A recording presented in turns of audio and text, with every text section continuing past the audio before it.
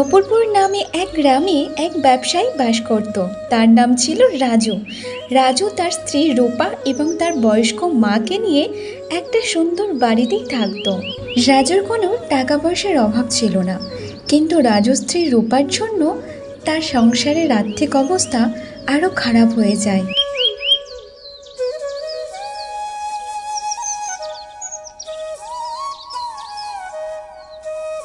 কি হয়েছে গিন্নি? তুমি এমন ভাবে মুখ ফুলিয়ে রেখেছো কেন? তুমি আর কোনো কথা বলো না। তোমার সাথে বিয়ে করে আমার কপালটা পুরোটাই খারাপ হয়ে গেছে। গিন্নি, এইসব তুমি কে কথা বলছো? আমি তোমাকে কতটা ভালোবাসি, তোমাকে কতটা খেয়াল রাখি, আমরা কত ভালো বাড়িতে থাকি, কত ভালো ভালো খাবার খাওয়াই তোমাকে, আর কত ভালো ভালো পোশাক পরো, তারপরেও তুমি বলছো তোমার কপাল খারাপ। আরে ভালো কপাল আমার না, ভালো কপাল তোমার মায়ের। সব রোজগারের টাকা নিয়ে এসে তুমি তোমার মায়ের হাতে তুলে দাও। এই বাড়িতে হত্যাকর্তা তো তোমার মাকেই বানিয়ে রেখেছো, আর এই বাড়িতে আমার কোনো সম্মান নেই। আরে গিন্নি, তুমি ভুল বুঝছো।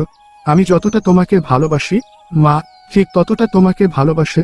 মা এই বাড়ির বড়, তাই এই বাড়ির সবকিছু জিনিস গুছিয়ে রাখে, তাই এই সংসারের দায়িত্বটা মাকে ভালো করতে পারে। কারণ সারা মাসের রোজগারের টাকা আমি মায়ের হাতে তুলে দিলে মা সেই টাকাগুলো বাঁচিয়ে বাঁচিয়ে খরচা করে, যাতে আমরা একটু ভালোভাবে কাটাতে পারি। তাই জন্য তো মা এই বাড়ির কর্ত্রী। হ্যাঁ হ্যাঁ, তুমি তোমার মায়ের হয়ে কথা বলো। আমি বা কে? আমি তো এই বাড়ি কাজ করার জন্য এসেছি, তাই না? আরে রূপা, আমি কি বললাম যে তুমি এতটা রেগে যাচ্ছ? আমি তো তোমার হাত খরচের জন্য টাকা তো দেই, যাতে তুমি তোমার নিজের খরচা করতে পারো। আমার চাই না তোমার টাকা, লাগবে না তোমার টাকা আমার। রাজু একজন ভালো মানুষ, আর রাজুর একটা মুদিখানার দোকান আছে, আর রাজুর পরিবার ভালোই সুখে দিন কাটছিল। কিন্তু রাজু স্ত্রী রূপা রেগে যেত এই কারণে, রাজুর সব পরিশ্রমের টাকা রাজু তার মায়ের হাতে তুলে দিত, কারণ সংসার চালানোর জন্য। কিছুদিন পর আবারও তাদের ঝামেলা শুরু হয়। আরে রূপা, সব ব্যাগপত্র গুছিয়ে নিয়ে কোথায় যাচ্ছ তুমি? বাপের বাড়ি যাচ্ছ নাকি? শোনো, আমি আর এখানে থাকতে পারবো না, অনেক হয়েছে। তুমি থাকো তোমার মায়ের সাথে। আর হ্যাঁ, আমি তোমাকে ছেড়ে সারা জীবনের জন্য আমার বাপের বাড়ি চলে যাচ্ছি, আর কখনো এখানে ফিরে আসবো না। আর হ্যাঁ, আমাকে ফিরিয়ে আনার একদম চেষ্টা করবে না তুমি। এমন করো না রূপা, তুমি চলে গেলে এই সংসার কেমন ভাবে চলবে? আর একজন স্ত্রীর জন্য তো একটা সংসার চলে, আর তুমি না থাকলে তাহলে সংসারটা কিভাবেই হবে? তুমি তো ধরে রেখেছো সংসারটা, তোমার জন্য তো এই সংসারটা এত হাসি খুশিতেই আছে। ঠিক আছে, যদি এমনটাই হয় তাহলে আমার একটা শর্ত মানতে হবে, তারপর আমি এখানে থাকবো, নতুবা আমি চলে যাব বাপের বাড়ি। বলো রূপা, কি তোমার শর্ত? শোনো, তুমি যা সব রোজগার করবে তার সব টাকাগুলো আমাকে দিতে হবে। সব টাকা মানে সব টাকা। আর আজকেকার পর থেকে এই ঘরের মালকিন আমি হব। আমি যা বলবো সেটা হবে এই বাড়িতে। যা কিছু হবে সব আমার ইচ্ছাতেই হবে। শোনো রূপা, একবার আমার কথাটা শোনো। দেখো, তোমার কথা শোনার মতো আর কোনো কথা বেঁচে নেই। আমি চলে যাচ্ছি বাপের বাড়ি, আর কোনো দিন এখানে ফিরে আসবো না, বুঝেছো? দাঁড়াও দাঁড়াও রূপা, আমি তোমার শর্তে রাজি আছি। আমার সব পরিশ্রমের টাকা আমি তোমাকে দিয়ে দেব। আজকেকার পর থেকে তুমি আমার বাড়ির মালকিন। তুমি এই বাড়ি আর আমাদেরকে ছেড়ে যেও না। এমন কথা শোনার পর রূপা মনে মনে অনেক খুশি হয়। দেখো, আমি তোমার কথায় কিভাবে বিশ্বাস করতে পারি। আগে তুমি তোমার মায়ের কাছ থেকে সিন্ধুকের চাবি এনে আমাকে দাও, তারপর আমি তোমাকে বিশ্বাস করব। ঠিক আছে রূপা, আমি এক্ষুনি গিয়ে মায়ের কাছ থেকে সিন্ধুকের চাবি নিয়ে আসছি। এরপর রাজু সে তার মায়ের কাছে যায়।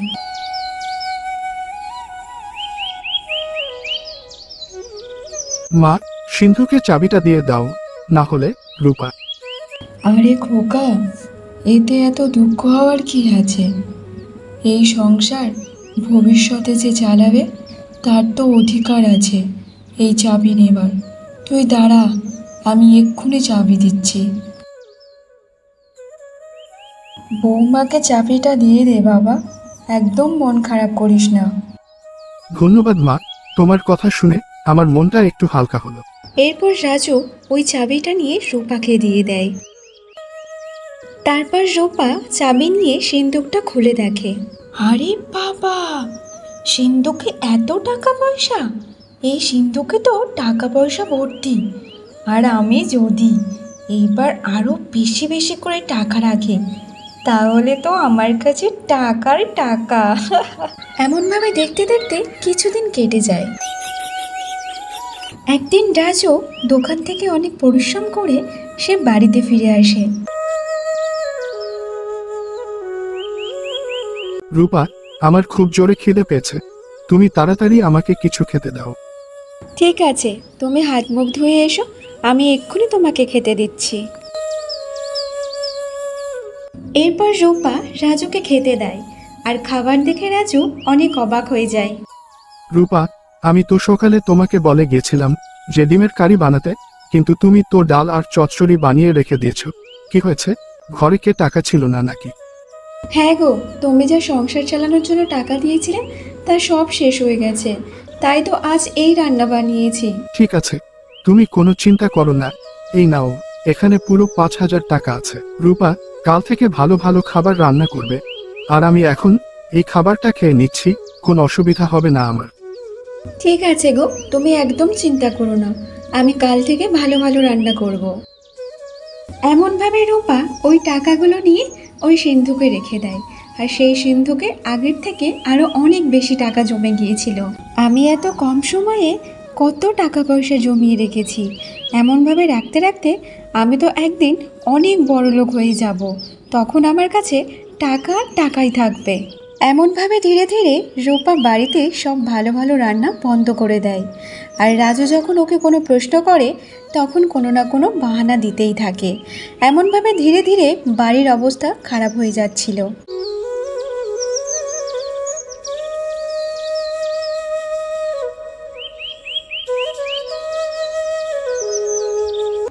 রূপা সিন্ধুক থেকে এক্ষুনি 10,000 টাকা বের করে আমাকে দাও, কেননা দোকানের সব মালপত্র ফুরিয়ে গেছে, ওই জিনিসগুলো এক্ষুনি কিনতে হবে। সিন্ধুকে তো কোনো টাকা পয়সা নেই, তুমি অন্য কোথাও থেকে টাকা দেখে নাও। কি, সিন্ধুকে কোন টাকা পয়সা নেই? আরে রূপা, আমি তো তোমাকে এত টাকা দিয়েছি, 1 টাকাও সিন্ধুকে রাখুনি, আর তুমি এখন বলছো যে 1 টাকাও সিন্ধুকে নেই। তুমি আমাকে বিশ্বাস করতে পারছো না? দেখো, যা কিছু বলো বলো, সব কিছু মেনে নেওয়া যায়, কিন্তু তুমি আমাকে অবিশ্বাস করছো, এটা মেনে নেওয়া যায় না। থাকবো না আর তোমার বাড়িতে, চলে যাব আমি বাপের বাড়িতে। আমার নিজের স্বামী আমাকে চোর বলছে, এটা কখনো মেনে নেওয়া যায় না। এই বলে রূপা মিথ্যে মিথ্যে কাঁদতে শুরু করে। এটা দেখে রাজুর অনেক কষ্ট হয়, তাই সে সব কিছু বলে রূপাকে বলতে থাকে। আরে আরে গিন্নি, আমি তোমাকে অবিশ্বাস করিনি, আমি তোমাকে শুধু জিজ্ঞাসা করেছি। তুমি চিন্তা করো না, আমি অন্য কারো কাছ থেকে টাকা ধার করে নেব। এইসব বলে রাজু চলে যায় তার একটা বন্ধুর সাথে দেখা করতে।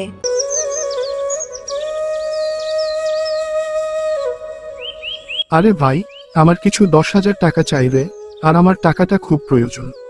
আরে রাজু, তুই এত টাকার মালিক, আর তোর এখন কিনা টাকার দরকার? কি হলো রে, ঘরে সব ঠিকঠাক আছে তো ভাই? হ্যাঁ রে ভাই, সবাই ঠিকঠাক আছে, এখন একটু অসুবিধা হয়ে গেছে, তাই আমার কাছে কোনো টাকা নেই, তাই টাকার দরকার ছিল, কারণ দোকানে কিছু মালপত্র তুলতে হবে। আরে রাজু, তুই আমার এত বিপদের সময় আমাকে সাহায্য করেছিস, আর আমি তোকে টাকা দিতে কেন পারবো না বল? তুই একটু দাঁড়া, আমি তোকে এক্ষুনি 10,000 টাকা দিচ্ছি। আর হ্যাঁ ভাই, ঠিক সময় টাকাটা দিয়ে দিস ভাই। ঠিক আছে ভাই, তুই একদম চিন্তা করিস না, আমি ঠিক সময় টাকাটা দিয়ে দেব তোকে। এমনভাবে রাজু অন্যের কাছে টাকা ধার নিচ্ছিল, আর অন্যদিকে রূপা তার বান্ধবীদেরকে নিয়ে হাসি ঠাট্টা করতে ব্যস্ত ছিল। আরে বাহ রূপা, ভালো তো নাটক করলি। তারপর বল বল, কি হলো তারপর? তারপর যা হলো, আমি মিথ্যে করে বাপের বাড়ি যাওয়ার নাটক করি, আর আমার ভোলা ভালা বর আমার চোখের জলে বিশ্বাস করে সে আমাকে আর কিছু বলে না। রূপা, তুই তো অনেক চালাক আছিস রে। চালাক তো হতে হবে বোন, চালাক না হলে যে আমার আর সম্মান থাকবে না। আর চালাক বলেই তো এই বাড়িটা পুরো হাতের মুঠোয় করে রেখেছি। জানিস তো, আমি বাড়িতে কোনো ভালো ভালো খাবার রান্না করি না, আর যা কিছু টাকা সব আমি সিন্ধুকে জমিয়ে জমিয়ে রেখে দিই। তারপর তিনজন এমনভাবে হাসতে থাকে। তারপর রাজু বিকালে বাড়িতে চলে আসে। মা, তুমি এমন ভাবে শুয়ে শুয়ে কাঁদছো কেন? আরে বাবা, আমার জ্বর এসেছে। আমি সেই 1 ঘন্টা ধরে এমনভাবে কেঁপে চলেছি। আরে রূপা, তাড়াতাড়ি এই ঘরে এসো, দেখো মায়ের শরীর কেমন খারাপ হয়ে গেছে।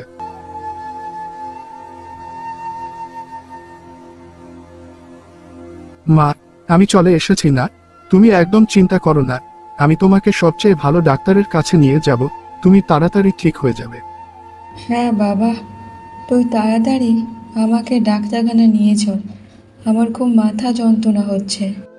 রূপা, তাড়াতাড়ি টাকাটা বের করে দাও, মাকে তাড়াতাড়ি ডাক্তারের কাছে নিয়ে যেতে হবে। এটা শুনে রূপা মনে মনে ভাবতে লাগে, আরে যদি মাকে ডাক্তারের কাছে নিয়ে যায় তাহলে তো 500 টাকা খরচা হয়ে যাবে, আবার উল্টে ওষুধও কিনতে হবে। আরে যেতে আসতেও খরচা আছে। না না, এটা কখনো হতে পারে না। আমি কোনো না কোনো একটা বাহানা দেব, তবে কোনো টাকা খরচা করতে দেওয়া যাবে না। কি ভাবছো রূপা? আমি তো বললাম তাড়াতাড়ি টাকাটা নিয়ে এসো, মাকে ডাক্তারের কাছে নিয়ে যেতে হবে। আর তখন রূপার মাথায় একটা গোবর দিয়ে আসে, আর সে তখন বলতে থাকে, তুমি এত ভয় পাচ্ছ কেন? আর তোমাকে দেখে মা তো আরও ভয় পেয়ে যাবে। শোনো, ডাক্তারখানা তো অনেক দূরে, আর মাকে নিয়ে যেতে যেতে সময়ও লেগে যাবে, ততক্ষণ মায়ের শরীর খারাপ আরও বেশি হয়ে যাবে। তুমি কি বলতে চাও রূপা? তাহলে আমি কি মাকে এমনভাবে রেখে দেব? তুমি একটু শান্ত হও। আমি আমার মায়ের কাছ থেকে শিখেছি একটা টোটকা বানানো। আমি 10 মিনিটের মধ্যে ওই টোটকাটা বানিয়ে নিয়ে আসছি, তারপর দেখবে মা একদম সুস্থ হয়ে গেছে। আরে রূপা, মায়ের শরীর অনেক খারাপ, এমনভাবে কিভাবে ঠিক হয়ে যাবে বলো তো? তুমি কি আমাকে ভরসা করতে পারছো না নাকি? উনি তো আমারও তো মা, ওনার দেখাশোনার দায়িত্ব তো আমার। ঠিক আছে রূপা, তাহলে তুমি তাড়াতাড়ি টোটকাটা বানিয়ে নিয়ে এসো। এরপর রূপা টোটকা বানানোর জন্য রান্নাঘরে যায়। আমি তো ওদেরকে বলে দিলাম, কিন্তু টোটকা বানাতে তো আমি নিজেই পারি না। এখন কি করি? না, কিছু না কিছু একটা বানাতে হবে। যাও করে কিছু না কিছু একটা বানিয়ে দিই। রূপা টোটকা বানাতে জানতো না, কিন্তু সে টাকা বাঁচানোর জন্য সে মিথ্যে মিথ্যে বলে টোটকা বানাতে এসছে। কিন্তু ঘাস পাতা কী সব দিয়ে সে একটা টোটকা বানিয়ে তার শাশুড়ি মাকে খাইয়ে দেয়। শোনো, তুমি গিয়ে একটু বিশ্রাম করো, আর এবার মা তাড়াতাড়ি ঠিক হয়ে যাবে। মায়ের দেখাশোনা আমি করে নেব। আরে মাই, তোর শরীর খুব খারাপ। আরে বললাম তো আমি এখানে আছি। তুমি যাও, গিয়ে শুয়ে পড়ো, আর যদি কিছু প্রয়োজন হয় তারপর আমি ডেকে নেব তোমাকে। এরপর রাজু রূপার কথা শুনে সে ঘুমাতে চলে যায়। সকাল হওয়ার পর রূপা রাজুকে তার মায়ের সাথে দেখা করতে দেয় না, আর রাজুকে তার দোকানে পাঠিয়ে দেয়। এমনভাবে 2 দিন কেটে যাওয়ার পর ওষুধ না খেয়ে বেচারি মা নিজে নিজেই সুস্থ হয়ে যায়। দিনকে দিন রূপার কিপটামও বেড়েই যাচ্ছিল, তাতে রাজু কিছুতেই জানতে পারছিল না। যদি কোনো দিন রাজু রূপাকে কিছু বলতো, রূপা কোনো না কোনো নাটক শুরু করে দিত। একদিন রাজু কাজে থেকে বাড়িতে ফিরে আসে। শোনো না, বলছিলাম যে অনেক দিন তো হয়ে গেল, তোমার বোন এখনও আসেনি এখানে। চলো না, আজ একবার গিয়ে তোমার বোনের বাড়ি থেকে ঘুরে আসি, আর তোমার বোনকে একবার দেখে আসবো। ঠিক আছে গিন্নি, কিন্তু আমার অনেক জোরে যে খিদে পেয়েছে, আগে আমরা কিছু খেয়ে নিই, তারপর যাব। দেখো, আমার শরীর ভালো ছিল না, তাই আমি রান্না করতে পারিনি। আমরা তোমার বোনের বাড়িতে গিয়ে একেবারে খেয়ে দিয়ে আসবো। চলো, এবার চলো তোমার বোনের বাড়িতে। আরে আমার কথাটা তো শোনো। দেখো, আর কোনো কথা হবে না, চুপচাপ চলো আমার সাথে। এরপর রূপা রাজুকে জোর করে তার বোনের বাড়িতে নিয়ে যায়। আরে দাদা বৌদি, তোমরা এখন এই সময়? হ্যাঁ কুসুম বোন, কি বলো তো? তোমার দাদা না তোমার কথা খুব মনে করছিল, তাই তো সে কাজে থেকে এসে কিছু না খেয়ে সোজা তোমার বাড়িতে চলে এসেছে। রাজুর বোন কুসুম মনে মনে ভাবতে লাগে, এরা তো খাওয়ার সময়ই এসেছে, একবার জিজ্ঞাসা করে দেখব যে খাবে কি না। এরা তো আবার বলছে খাওয়া দাওয়া করে আসেনি, তাহলে কি আমি তোমাদের জন্য খাবার নিয়ে আসবো? আরে কুসুম, এটা বলার কি আছে? যাও বোন, তুমি আমাদের জন্য খাবার নিয়ে আসো। আরে খাবার খাওয়ার জন্য কোনো লজ্জা নেই, আর তুমি তো আমাদের বোন হও। যাও, তুমি নিয়ে আসো আমাদের জন্য খাবার। এরপর কুসুম ওদের জন্য খাবার আনতে যায়। রূপার কথা শুনে রাজুর অনেক লজ্জা বোধ হয়। এটা তুমি কি করছো রূপা? আমাদেরকে এতটা খারাপ দিন চলে এলো যে আমরা অন্যের বাড়ি থেকে খাবার চেয়ে খাবো। আরে আমরা লজ্জা পাবো কেন? এটা তো বোনের বাড়ি। তাহলে আমার খুব খারাপ লাগে যে। তারপর তারা খাওয়া দাওয়া করে বাড়িতে চলে যায়। দিনের পর দিন রূপা এমনভাবে বাড়িতে রান্না করা ছেড়ে দেয়। রাজু যখন দোকানে চলে যায় তখন সে পাশের আত্মীয়দের বাড়িতে গিয়ে জোর করে খাওয়া দাওয়া করে আসে, আর তার স্বামী রাজু এবং তার শাশুড়ি মায়ের জন্য খাবার চেয়ে আনতো। এই ব্যাপারে রাজু কিছুই বুঝতে পারছিল না। রাজু যদি রূপাকে কোনো কিছু কথা বলতো তখন রূপা নাটক করতে শুরু করত। এমনভাবে সব টাকাগুলো সিন্ধুকে ভর্তি করে ফেলে। এই সিন্ধুকের ব্যাপারে না রাজু জানতো না ওর শাশুড়ি জানতো। আবার একদিন, আরে আমি এত টাকা পয়সা গুছিয়ে রেখেছি যে এই গ্রামের মধ্যে সবচেয়ে বেশি ধনী আমি হয়ে গেছি। রূপা এমনভাবে কথা বলছিল, তখন সেখানে কেউ তাকে লুকিয়ে লুকিয়ে দেখছিল। আরে শোনো গিন্নি, আমি মাকে নিয়ে একটু মন্দিরে পূজা দিতে যাচ্ছি পাশের গ্রামে। হয়তো কাল আমরা চলে আসব। তুমি তোমার খেয়াল রাখবে, ঠিক আছে? ঠিক আছে। এরপর রাজু ও তার মা পূজা দিতে বেরিয়ে পড়ে। দূর, এবার আমি একা একা এখানে কি করব? তার চেয়ে বরং আমি বাপের বাড়িতে চলে যাই, তাহলে খাবারটা ওখান থেকে খেয়ে নেব, আর টাকা পয়সাও তেমন কোনো খরচা হবে না। এরপর রূপা টাকা বাঁচানোর উল্লাসে সিন্ধুকে চাবি নিতে ভুলে গেছে।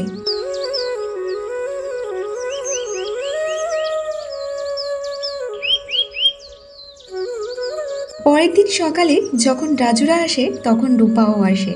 রূপা তাড়াতাড়ি করে সিন্ধুকের কাছে যায়, কিন্তু গিয়ে দেখে সিন্ধুকে খোলা আছে, কিন্তু সিন্ধুকে কোনো টাকা পয়সা কিছুই ছিল না। রূপার চিৎকার শুনে রাজু ও রাজুর মা তাড়াতাড়ি ছুটে আসে। কি হয়েছে রূপা? এমন ভাবে চিৎকার করে উঠলে কেন? কিন্তু রূপা কোনো কিছু কথা না বলে হাউ হাউ করে কাঁদতে লাগে। কি হয়েছে বলবে তো রূপা? তুমি কাঁদছো কেন এমন ভাবে? আমার সব সর্বনাশ হয়ে গেছে। এই সিন্ধুকের মধ্যে সব টাকা পয়সা আমি গুছিয়ে রেখেছিলাম, জানি না কে চুরি করে নিয়েছে। টাকা চুরি হয়ে গেছে মানে? কে করেছে টাকা চুরি? আচ্ছা রূপা, ওই টাকা না, আমরা এতদিন ভালোভাবে খেতে পারিনি, আর মায়ের এত শরীর খারাপ ছিল যে ডাক্তারও দেখাতে পারিনি। ওষুধ খাওয়ানোর জন্য 1 টাকাও দাওনি। এতদিন আমি আর মা ঠান্ডায় কত কষ্ট পেয়েছি, তবুও কোন কম্বল কেনা হয়নি। আর বাড়িতে তো দুধ নেওয়া বন্ধ করে দিয়েছিলে, ভালো ভালো রান্নাও করা বন্ধ করে দিয়েছিলে। সেই সব টাকা জমিয়েছিলে না রূপা? আমি জানি না কিভাবে চুরি হয়ে গেল। আমি তো সিন্ধুকের চাবি ভালোভাবে যত্ন সহকারে রেখেছিলাম, তবু জানি না কি হয়ে গেল। মনে হয় আমার দিকে কেউ নজর রেখেছিল। এতদিন ধরে রাজু সবকিছু চুপচাপ মেনে নিলেও কিন্তু আজ সে চুপচাপ থাকেনি। রূপা, অনেক হয়েছে তোমার নাটক।